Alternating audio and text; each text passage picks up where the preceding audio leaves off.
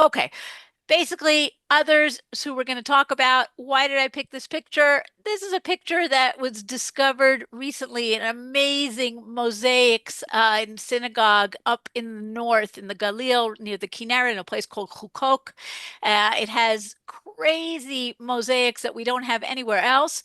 And this is perhaps a meeting between Shimon HaTzadik and Alexander the Great. We're not 100% sure if that's what it is. I brought it because it showed Jews versus others. I didn't have any other brilliant thought, but it's kind of neat. Okay, but we're going to move on. So we had mentioned last time in our very cheerful class on all different kinds of death. So we didn't get to crucifixion. So that's really what I wanted to do from last time, and then we'll continue on to our others. Crucifixion, of course, is famous because the cross has become the symbol of Christianity. But crucifixion was used by others besides the Romans. It became the quintessential horrific Roman form of execution, but it was used by the Egyptians and the Greeks and the Persians. It was unfortunately very popular. Jews hung up people who were executed, certain people who were executed. If you're learning the Daf now, this is what we've been talking about. But after they were dead and only for a very, very, very short time, whereas crucifixion is a form of putting someone to death, particularly horrific one. Chazal address it because, unfortunately, it's part of their reality. Why did the Romans do this? Because it's a classic way of making people terrified of going against the regime. Okay, Leman Yeruvi Yerao, crucifixion was done on a high place, on a hill, on a main road. People could see this is the horrible thing that will happen to you if you defy the Roman Empire. Now, it's a very slow death, which Chazal mention because of two reasons. Number one, the person has, as long as they can stay lucid, has an opportunity to put his affairs in order. And that's what's going on here in Gittin, right? If you saw, they saw a man whose limbs had been severed or crucified on a cross, and he signaled, write a bill of divorce for my wife. Those present should write and give it. So as horrible as it sounds, it's better than having to have somebody who's stuck in a chalitza yibum situation, right? He's able to put his affairs in order. The other thing is that a person might be saved. Josephus talks about people who were crucified and taken down off the cross, and they actually were, some of them recovered. Okay. And the Gemara in Yevamos talks about how, this is an example of how you have to have proof positive that someone is dead in order to testify that a woman can remarry or is not obligated in Yibum. So here in the end of Yevamot, one may not testify the person died until his soul actually departs, even if one saw him cut open or crucified. What does that mean? It means that you can actually recover. And that's where you have a Yerushalmi here, crucified on the cross. A noble lady passed by and redeemed him, right? Nobody's standing there watching these guys die. So somebody merciful who has some kind of a power might be able to save this person. People were crucified by the thousands. We have testimony about the Bar Kokhba revolt, right? And the Harugei Beitar, and how we said Hatova Hametiv, right? We said the special bracha because they were taken down off the cross and able to be buried. We have other examples that are, it was about being traitorous to the regime, but also about being gzerot, religious decrees. And we have this terrible medrash, this mechilta. Why are you going out to be executed? Because I circumcised my son. Why are you going out to be burned? Because I read the Torah. Why are you going out to be crucified? Because I ate matzah, right? All of these small, seemingly small mitzvot could be punishable by death or by lashes. The picture that we have here, it's a bit of a crazy picture, we have physical evidence of crucifixion. This was in 1968, an excavation that was done in Jerusalem. An ossuary was found that said on it Yehonatan ben Chagkol, but inside the ossuary, the bone box, there were bones there. One of the bones had a piece of a nail and a piece of olive wood. So we think that this person was actually crucified and then taken off the cross and eventually buried in an ossuary. If we have these thousands of people who are meeting this terrible death, why don't we find many, many more of these? And it seems that what we hear about in the Mishnah and Shabbos is the reason. Okay, when we go on Shabbos with a locust egg, a fox tooth, or a nail from the crucified for the purpose of healing, people thought that this was an amulet or some kind of a medicine, a talisman. And so that's why we don't have so many of them, because people would use them, they would take them with them. Um, Christians, of course, took this idea of the cross and turned it from something horrific and torture into the symbol of their religion. It became such a powerful symbol that Jews were, even to a certain extent, they were impressed by this. And this motif did two things, right? When we get to the Middle Ages, hey, when the Crusaders go out with their cross, Jews are also saying, we are going to go out and we are going to die for our religion. This concept, I mean, it's not, obviously not only in the Middle Ages, it's in, unfortunately, so much of Jewish history, but we even have earlier in the Midrash, you have this crazy Midrash, Breshit Rabbah. Avram took the wood of the burnt offering like one who carries his own cross on his shoulder, right? Taking this imagery that was very powerful imagery and saying, see, look, we have our own. Our Akedah is even more than what you are doing. And of course, the theme of the Akedah resonates throughout Jewish history. We won't go into that right now. Okay, let's talk about our others. So I wanted to start from the close and the earliest and move to the ones that are the furthest away. So starting with the Samaritans, the Shomronim, okay, and this is just the map, is to help us to understand what we're talking about when we talk about the Shomronim. Obviously, we are talking about the area of Shomron, of Samaria, okay, Mount Gerizim, which is going to be very important in our story, okay. Today, there is a very small Samaritan community. Half of them live on Mount Gerizim. Half of them actually live in Holon in Israel, Western Israel. But the Shomronim are very unusual in that they claim that they have never left the land of Israel. There's always been a Samaritan community here. They did not go into exile.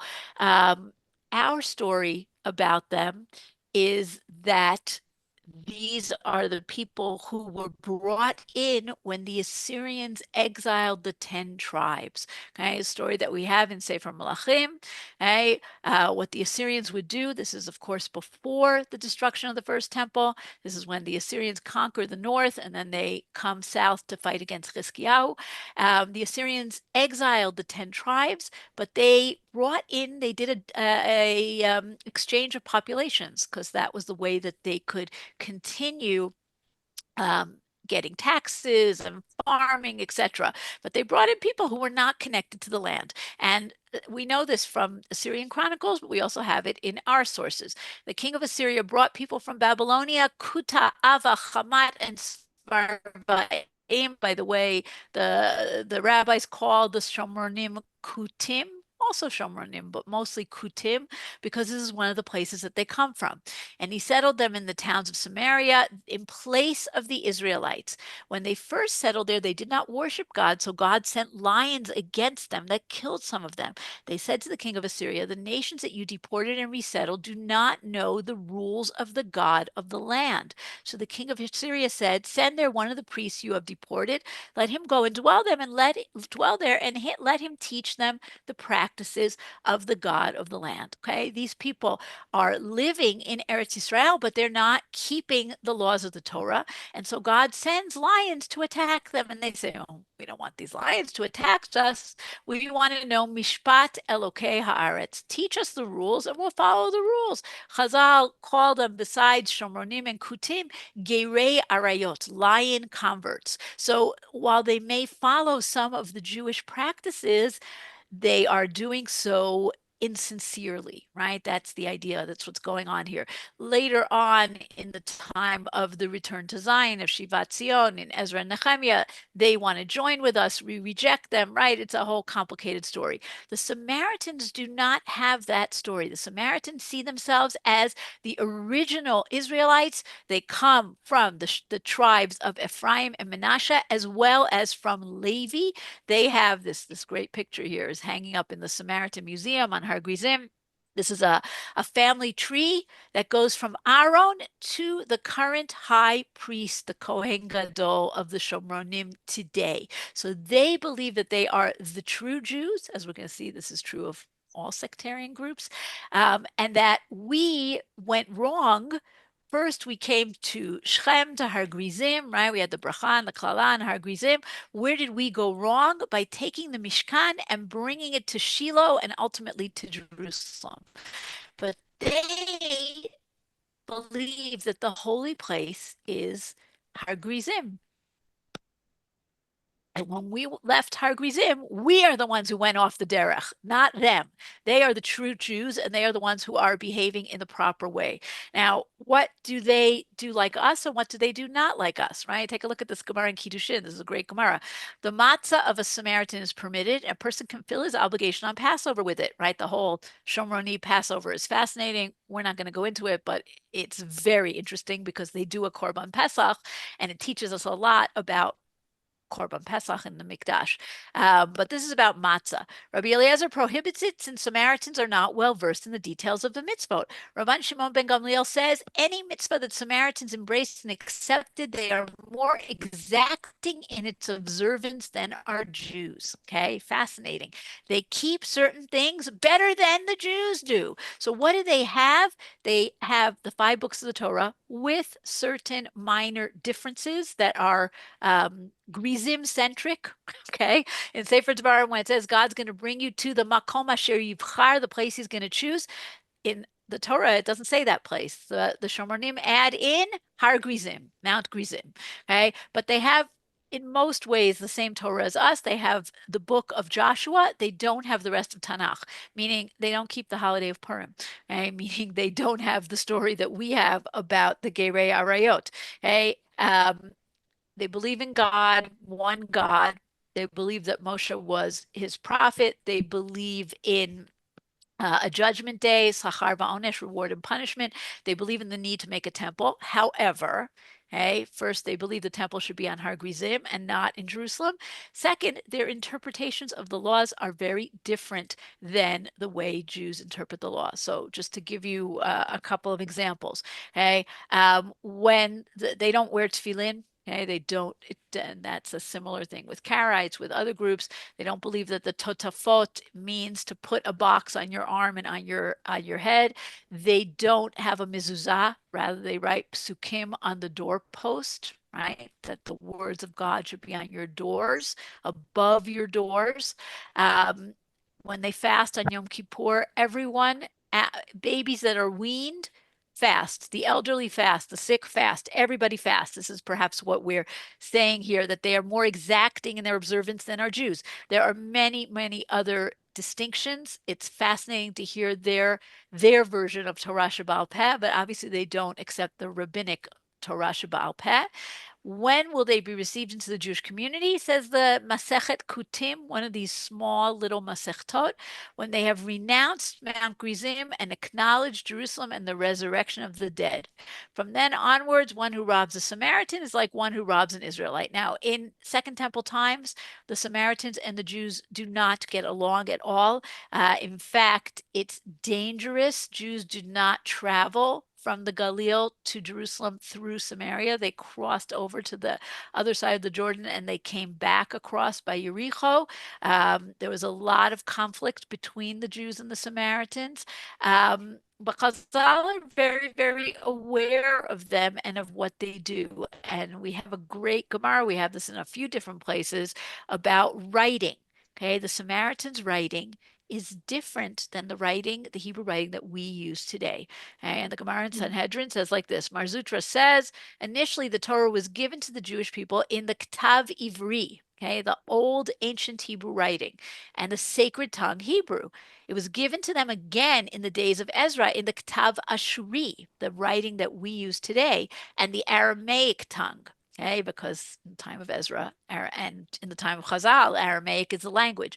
The Jewish people chose the Ashurit script and the Hebrew, the sacred tongue, and left the Ivrit and the Aramaic for the commoners. The Gemara asks, who are these commoners? Rav Chisda says the Kutim. Okay, fascinating. We have our Ktav Ivri. I brought you one example of it up here. This is a beautiful seal impression, a bula, with the old Hebrew letters that says Chizkiyahu Melech Yehuda. Okay, Chizkiyahu, the king of Judah. It's an amazing inscription. But you can see the letters are not the letters that we use today. Next to it, we have one of the scrolls from the Dead Sea Scrolls, where pretty much every letter, except for there are certain exceptions, God's name, but in this scroll, even God's name is written in the square letters, in the Ktav Ashuri that we use today, right? Very beautiful, very clear. We can read it very nicely. The Samaritans use something that is more similar. It's not exactly the Ktav Ivri, but it's more similar to the Ktav Ivri than it is to the Ktav Ashuri. And again, that fits in with the idea that they are harking back to earlier days. Okay, so moving on from the Samaritans, we're going to talk a little about sectarianism. This sects and parties in Second Temple Judaism. I cannot take credit for the title. It's a friend of mine from graduate school, but it's so good that I'm using it here 25 years later. Okay, so what's going on? If you were to walk down the street in Second Temple times and meet a Jew and say to him, what are you? He'd say, I'm a Jew. He would not say, I am a sectarian, I am a Sadducee, I am a Pharisee. No sectarian thinks of themselves as a sectarian.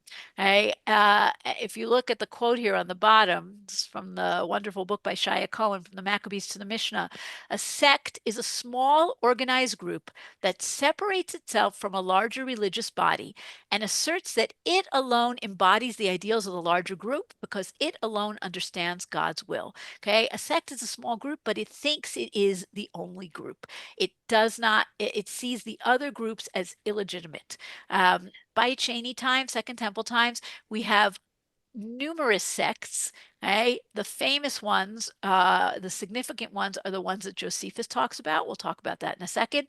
The winner, of course, are the Prushim, who are the rabbis, and they're the ones who tell the story, right? The Mishnah is Prushi, the Gemara is Prushi, or the descendants of the Prushim, and therefore they are the ones who get to say, well, everybody else is sectarian, but we're the real deal, right? We're the real ones. But in Second Temple times, you have all sorts of groups, and that's what Josephus is writing about here.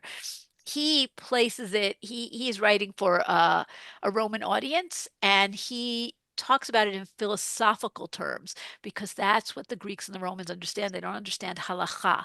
We're going to see that in reality, the differences are much more about halacha than they are about philosophy, but that's not how Josephus presents it. There are three philosophical sects among the Jews. The followers of the first of which are the Pharisees, the second the Sadducees, and the third sect, which pretend to a severer discipline, are called the Essenes. Okay, and then he goes on and tells us the Essenes are ascetic and they don't get married and they take children and raise them up to be like them. They don't like women, and he gives us many more other details. We're not going to go into this too much because this is a whole other topic. Why did I bring here a Chanukiah? Because when does this start? Okay, we don't have sects in First Temple times.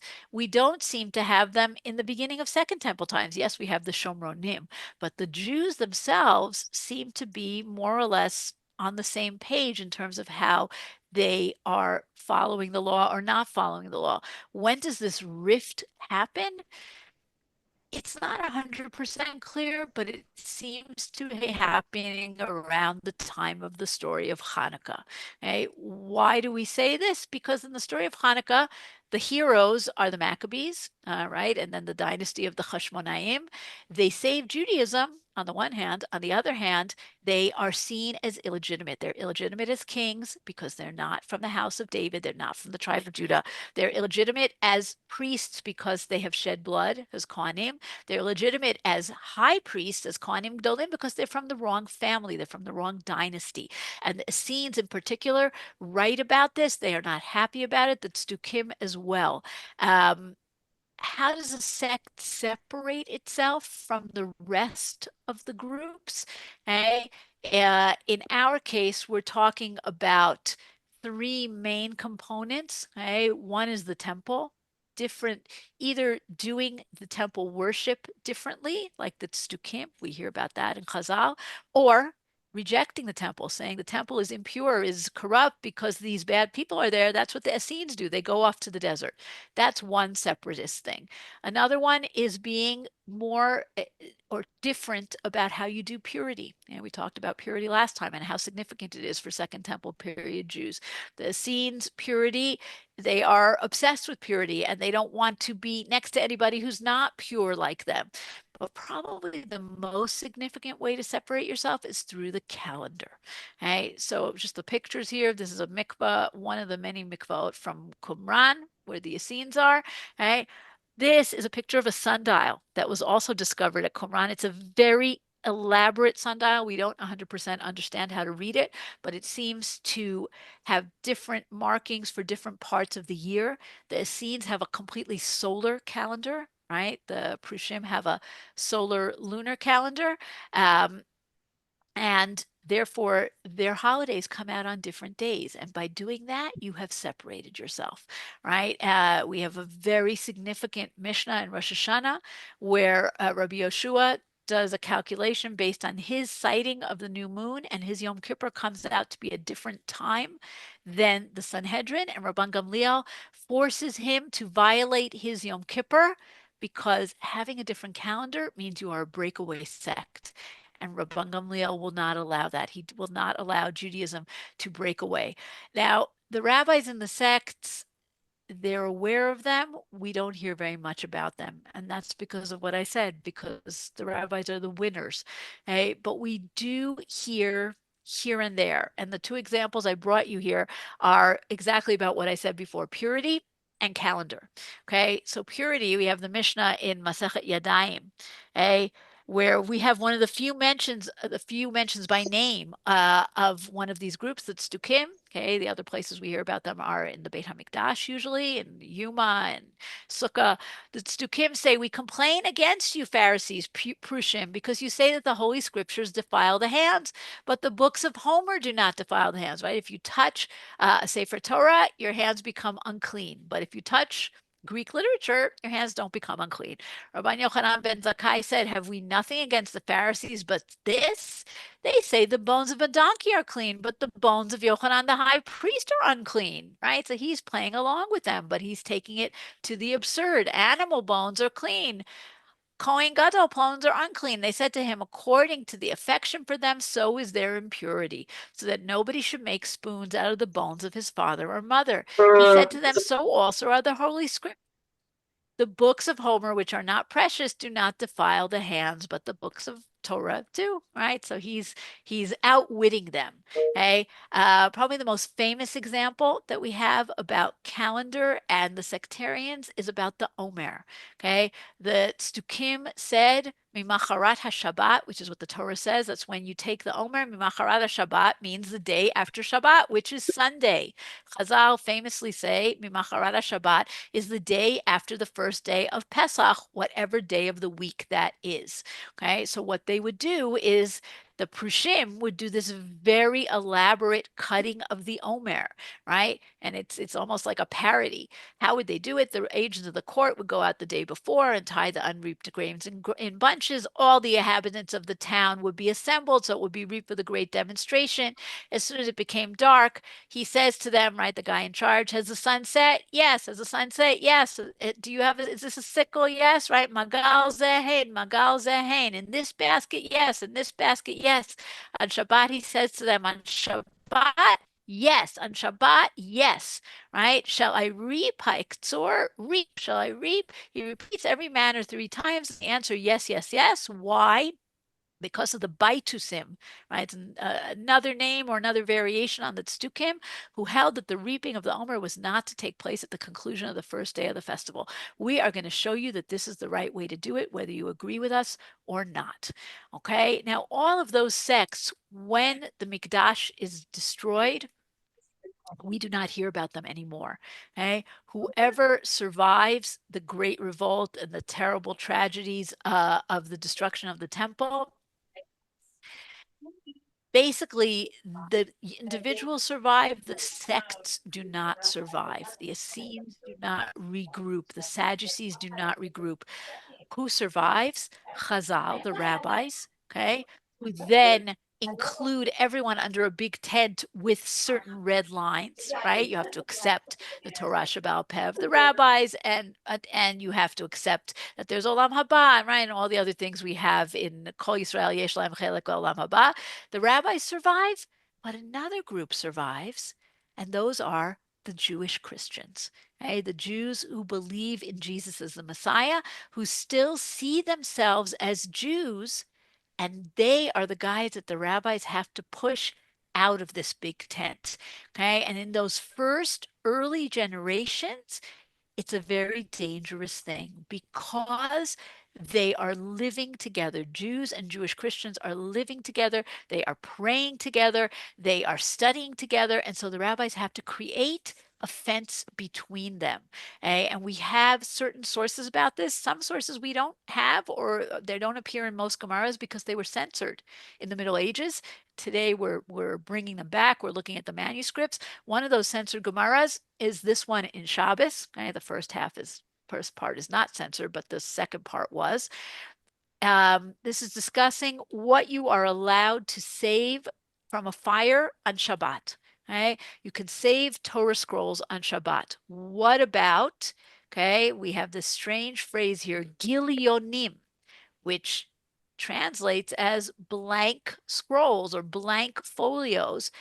And then it says Sifrei Minim, the Torah scrolls of the heretics. Who are these heretics? Not so clear. One does not rescue them from the fire. Rabbi Yossi says during the week, one cuts the names of God contains therein and buries them, and the rest. Rabbi Tarfon said, I will bury my sons, right? An oath. If I fail to do the following, if these books come into my possession, I will burn them and the names contained therein. Why? Rabbi Tarfon is getting very worked up. Why is he getting so worked up? After a little bit of discussion in the Gemara, we have this piece that was censored. Rabbi Meir, right? We have these gilionim. Rabbi Meir would call it the wicked folio, aven gilion. Rabbi Yishmael called it the sinful folio, avon gilion.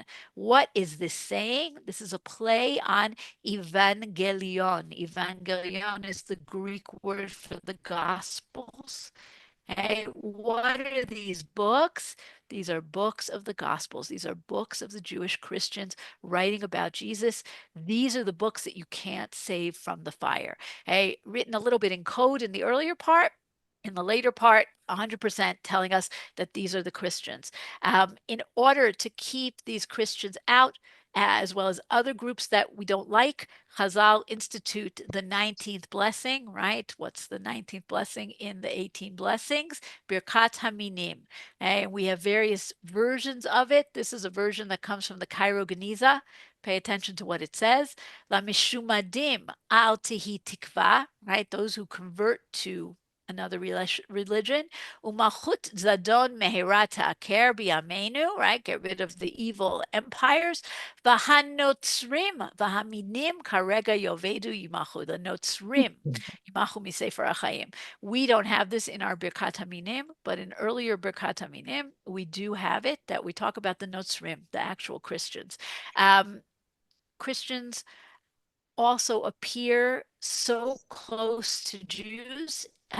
One of the famous ones is a guy named Yaakov Ish Kfar Sachnaya, and he's in this passage in Avodah Zarah. Okay? An objection was raised: no man should have any dealings with minim, nor is he allowed to be healed by them, even if you are risking chayesha, right, your temporary life. It once happened to Ben Dama, the son of Rabbi Yishmael's sister, that he was bitten by a serpent, and Jacob, a native of Kfar Sachnaya, this known Jewish Christian, came to heal him, but Rabbi Yishmael did not let him. Whereupon Ben Dama said, my brother Rabbi Yishmael, let him, so that I may be healed by him. I will even say a verse from the Torah that he is be permitted, but he did not manage to complete his saying, and his soul departed, and he died. Whereupon Rabbi Yishmael exclaimed, happy are you, Ben Dama, for you were pure in body, and your soul left you in purity, and you have not transgressed the words of your colleagues, who said, if you break through a fence, a serpent shall bite him. The teachings of the minim is you're not allowed to have any dealings with the teachings of the minim because you might be drawn after them.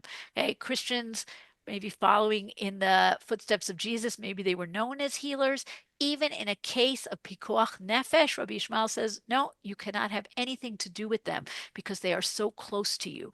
They're so close to us that we even have a story about Rabbi Eliezer Hagadol, Rabbi Eliezer ben Hyrcanus, right? One of the greatest of the Tanaim, who was accused of heresy, of minut, and he was brought before a Roman court. He manages to get out of it, but he's obviously very upset by this, and he doesn't know what to do. And his students come to talk to him, right? Rabbi Akiva entered and said to him, Rebbe, maybe one of the heretics said something to you and you enjoyed it. Rabbi Eliezer said, from the heavens you have reminded me. Once I was walking on the main street in Sipori, and a man named Yaakov of Kfar Sachnaya, same guy, came and told me something in someone's name, and I enjoyed it. This is the Medrash in Kohelet Rabbah. There's another version of this story in Avodah Zarah, again, censored, that doesn't say he told me something in someone's name. It says he told me something in Jesus's name, right? Yeshu HaNotzri. So there is this interaction that's going on, particularly in a city like Tzipori. This is the main street of the market in Tzipori that was excavated. Jews, pagans, Christians are all living together, right? And this kind of an interaction is something that would be happening all the time. And so the rabbis, especially in these first early generations, have to be very careful about not connecting to these Jewish Christians. Okay, one last thing. Here's a town in the north near the Kinneret, Kfar Nahum, Capernaum. Very important to Christians because in the New Testament, Jesus comes and he preaches there in the synagogue. Okay, 100 or so years later, we have a beautiful big synagogue in Kfar Nahum, more like 200 years later. Right next to it, we have a church. Okay, a very early church, meaning they're living side by side. Okay, now at what point does this stop? We see that for people like the earliest generations, Rabbi Yishmael, Rabban Gamliel, right, the continuation of that Gemara in Shabbos is about a debate that Rabban Gamliel and his sister Ima Shalom have with a philosopher who's clearly a Christian. Okay? These are the people who are dealing with this challenge. Later generations don't worry about it anymore. Why not? Because what happens is, first of all, the Jewish Christians see that they're not having so much success with the Jews, and they turn to the larger world, right? We hear about Paul, who becomes Saul, who becomes Paul, who goes out to preach to the pagans, and many of them convert to Christianity. Right? So you have this much larger audience who are not mainly Jews, but even more than that, by the fourth century, when the Roman Empire becomes Christian, the Roman Emperor Constantine convenes a council called the Council of Nicaea. And among the many things that they come up with there is the idea that they want to separate from the Jews. Their Shabbat is no longer on Shabbat, it's on Sunday. They forbid going to be healed by Jewish doctors. You're not allowed to go pray in Jewish synagogues. The Christians begin to separate from the Jews. Okay? And the Jews no longer need to separate from the Christians. But in the early years, they are very together. And this brings us to the other direction, and that's converts. Okay? People who chose to join their lot with that of the Jewish people, even though not always a very easy lot. Gemara in Yevamos gives us the nusach that we say variations of it even today. Okay? The sages taught a potential convert who comes to convert at the present time. They say to him, "What do you see that you come to convert? Don't you know that the Jewish people at the present time are anguished, suppressed, despised, harassed, and hardships are visited upon them?" If he says, "I know, and I am unworthy," then the court accepts him immediately. Okay. Why would you choose to join your lot to the Jewish people? We'll come up to that in a second. But clearly, people did. And the rabbis have very mixed feelings about this. First of all, they want to make sure that you really are sincere. Okay. And that's what we try to dissuade them. We tell them how hard it is to be a Jew, right? Uh, but there are even rabbis who say, even those worthy ones, we don't want them. Rabbi Chelvo said, converts are as harmful to the Jewish people as a leprous scab, sapachat. Mepharshim explain different things. Maybe they're showing up the Jews. What? You're doing this and you're not even obligated to. That looks bad for the Jews, right? Or maybe they're not really sincere. There are all different kinds of opinions. Some rabbis support conversion, some rabbis are not happy about it. We hear about converts. So we have a great example of this convert who's a similar type. We hear about this type a lot. And this is someone named Beloria, at least in two parts of the Gemara. Probably her real name is Valeria, which is a Roman name. Okay. And we hear about her in two places. In the Gemara in Rosh Hashanah, she goes to Rabban Gamliel, and we have these discussions between either converts or people who are usually women, very interested in Judaism. She goes to Rabban Gamliel and she says, "I don't understand. Does your God, like, does he pick favorites or not?" Right? Because it says, the great, mighty, and awesome God who favors no one, lo yisa panim. But we also have Birkat Kohanim, Yisa Hashem panav elecha. Does he choose favorites? Does he not choose favorites? I don't understand.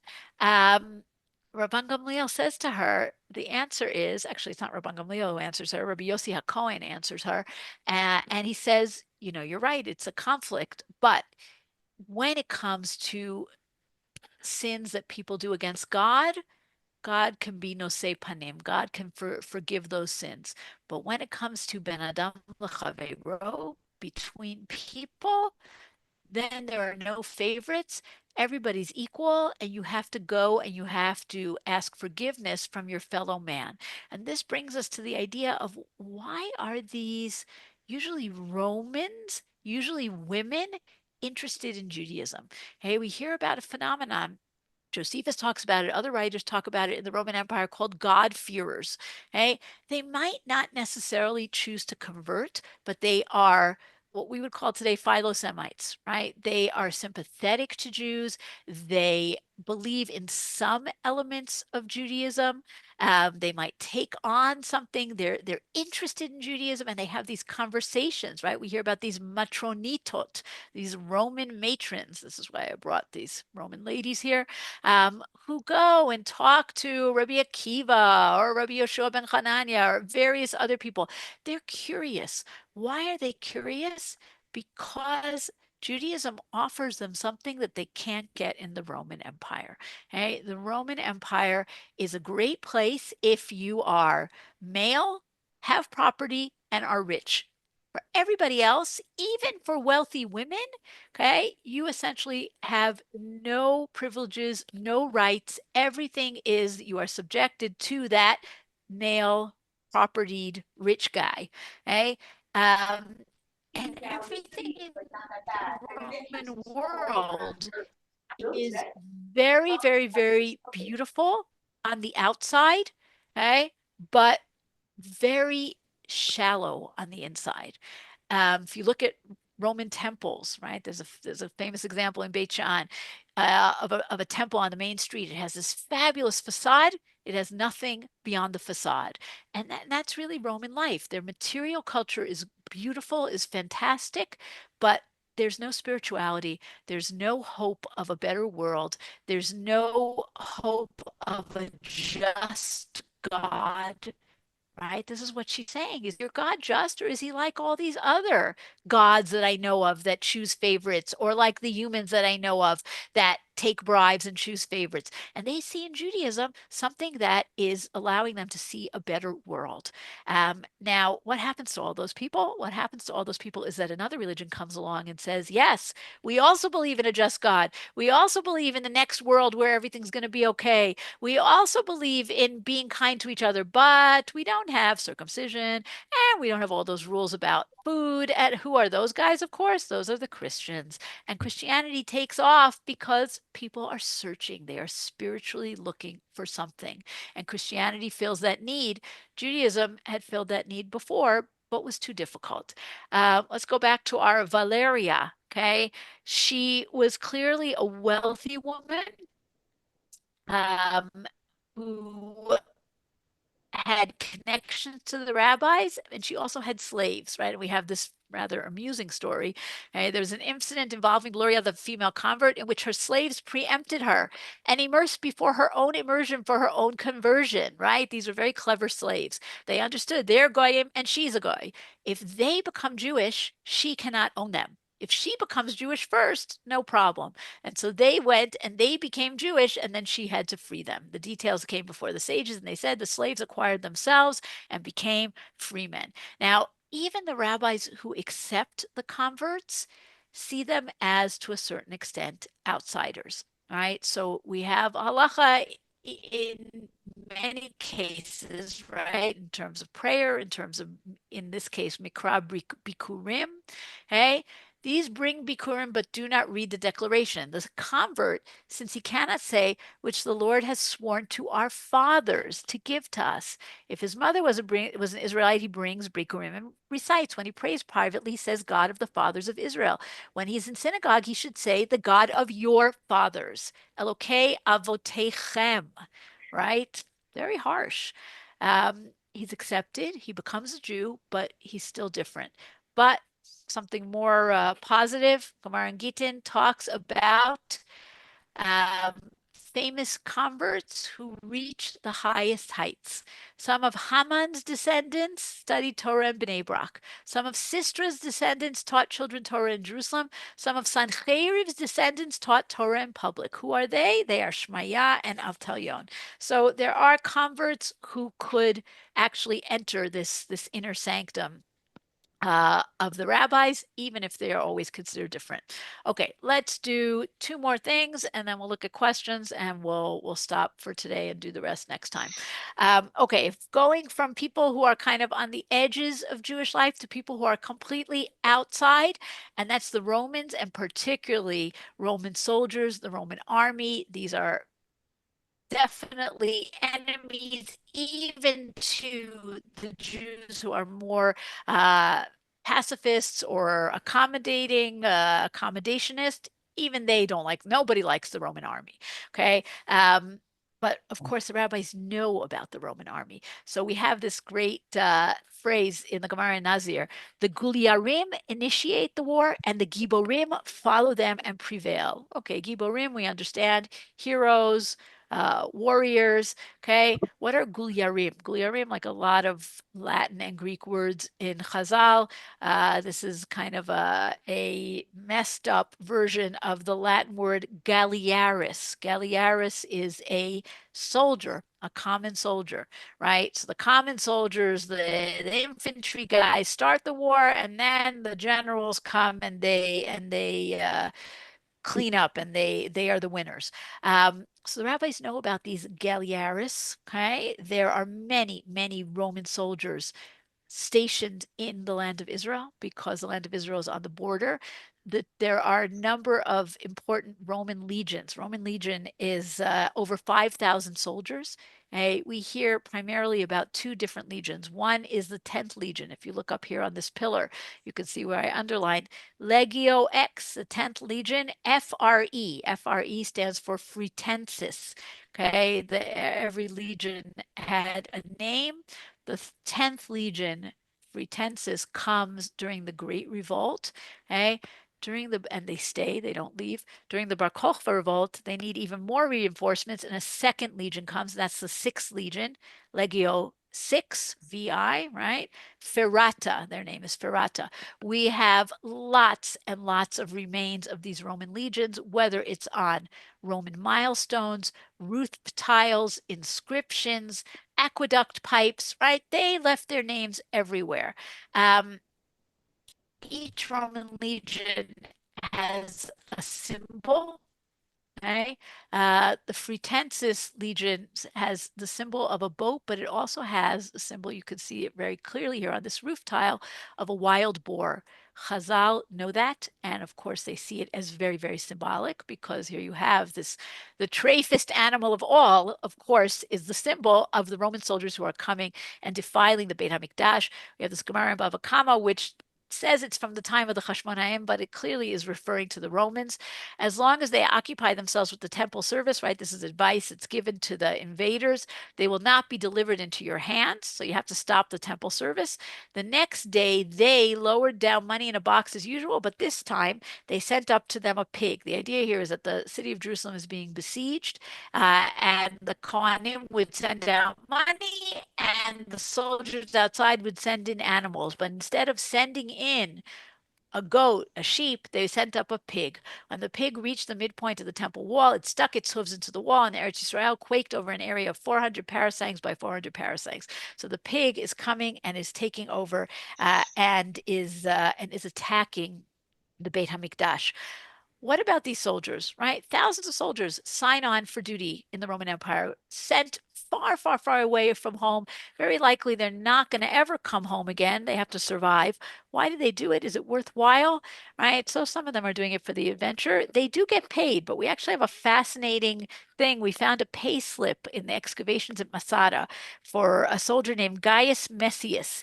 And this was a pay slip that he got for the amount of 50 denarii, which is not an insignificant sum. But on the pay slip itself, it says there are deductions for boots, for food for his horses, and for his clothing. How much do the deductions add up to? 50 denarii.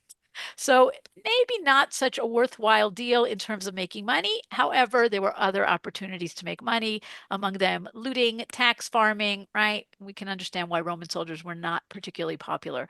Okay, one last thing. The classic footwear of a Roman soldier is what's called a caliga, right? Or a calgus. Caliga is what the rabbis say. It's really called a calgas. This is the sandals that tie up, right? Even today we call them Roman sandals. We have a famous Mishnah that says that you cannot go out on Shabbat with a sandal misumar, a spiked sandal. These sandals of the Roman soldiers. Why? Right? In the Gemara, both the Bavli and the Yerushalmi, they try to understand it. It doesn't seem to make any sense. Yeah, the straps might break and then you'll carry them. Okay, but what does that have to do with the nails on the bottom? Right? Maybe the nails make some kind of an imprint on the ground. Okay, also not a great answer. And then it goes into a historical explanation that in the time of the revolt, right, the Bar Kokhba revolt, the Jews were hiding in caves in very, very narrow openings. The sandal of one of them was reversed, and his footprints looked like the steps of one leaving the cave.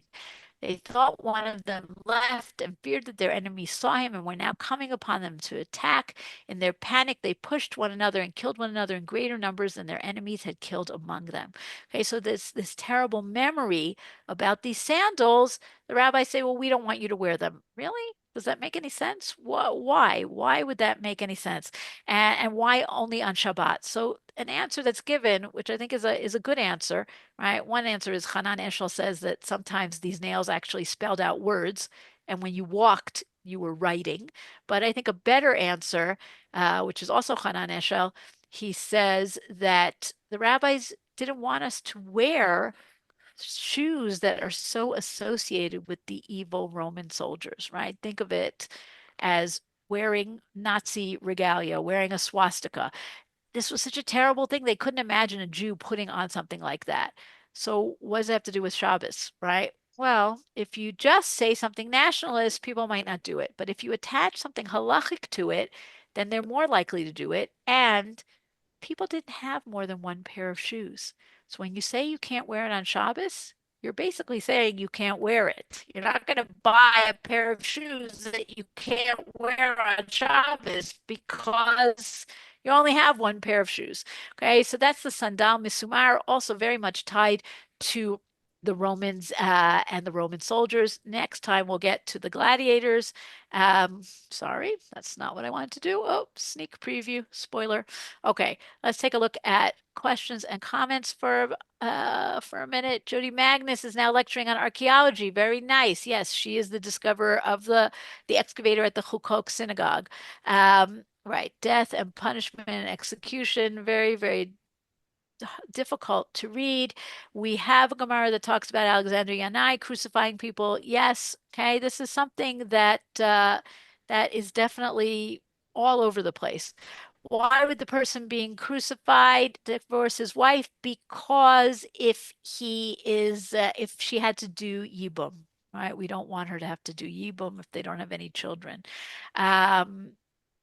Study test class material. I don't know what that is. Are there DNA studies comparing Jews to Samaritans? I don't know. I don't know. It's a good question. I mean, they clearly are related to us, but it's many, many, many generations back. By the way, one of the reasons that if a Samaritan today wants to marry a Jew, they have to convert because their laws of marriage and divorce are different than ours, and therefore we don't accept them because we worry about mamzer, right? Do Samaritans eat milk and meat together? They keep them separate for sure. For sure, they don't eat gedi b'chalev mo. I don't remember about their exact rules of kashrut. Samaritans and Sadducees are very different. They have certain similarities in that they both don't accept the Torah Shebaal Peh of the rabbis. People often get confused between Samaritans, Sadducees, Karaites. There are things that are similar about all of them, but they have different historical backgrounds, too long and complicated to go into right now. How were we able to retrieve the censored parts of the Talmud from manuscripts? Thank you, Susanna. You answered the questions, right? Dikduke Sofrim was one of the first in the 19th century, found lots of manuscripts. Today we know even more. And there were manuscripts that were not, there were Gemaras that were not censored, that escaped the censorship. The Rambam says a convert says Avotenu. The Rambam goes against the Mishnah? Really? Interesting. I did not know that. Okay. I would, you sure about this, Susanna? I'm curious. Maybe I, there's other sources. I seem to recall somebody hearing that some convert wrote to the Rambam and said that, and There that's is a very famous letter of the Rambam to Ovadia the convert. Maybe that's where he says you're allowed to say that. Good point. I I think don't know. I'm pretty sure. Okay, I did not post the link because it wasn't up on the site, but now, hopefully by this evening, it should be up. I sent it in late today. Okay, thank you everyone for your patience in my going late and being messed up. Next week, we will finish what we didn't get to this week and we will carry on. Thank you. Oh, our Samaritan friends, eventually, that's very unusual for people having Samaritan friends. If you live in Israel and you have an opportunity to go up to Har Grizim to the Shomronim, it is fascinating, especially if you know something about Torah Shabbal Peh. It's really, really interesting to understand why they do certain things, why they don't do other things, what their interpretations are. Amazing. Very worthwhile. Okay. Thank you, everyone. Shabbat Shalom. Shabbat Besorot shalom. Tovot. Thank Thank you. you. Shabbat Shalom. Thanks. Bye bye.